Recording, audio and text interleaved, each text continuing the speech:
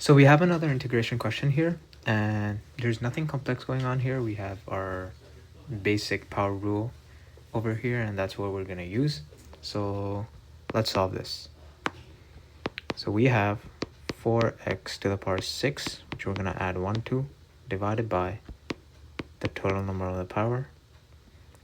And then we're going to subtract 2x to the power 3 plus 1.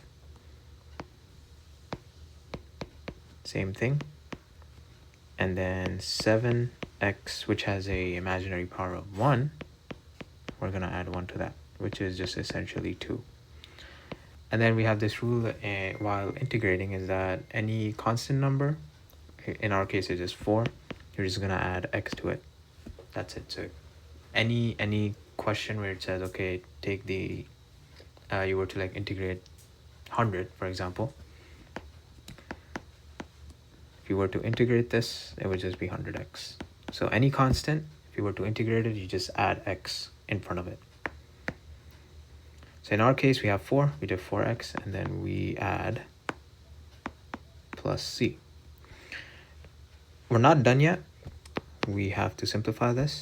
So 4x to the power 7 divided by 7 minus 2x to the power 4 divided by 4 plus 7x squared divided by 2, and minus 4x just stays the same as before.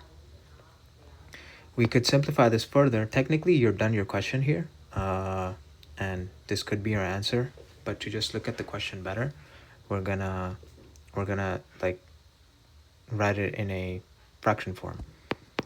So 4 over 7 x to the power 7 minus, well, you have 2 over 4. If you were to simplify that, you would get 1 over 2 x to the power 4 plus 7 over 2 cannot be simplified, so that just stays 7 over 2 x squared minus 4x, which is just the same, and plus c.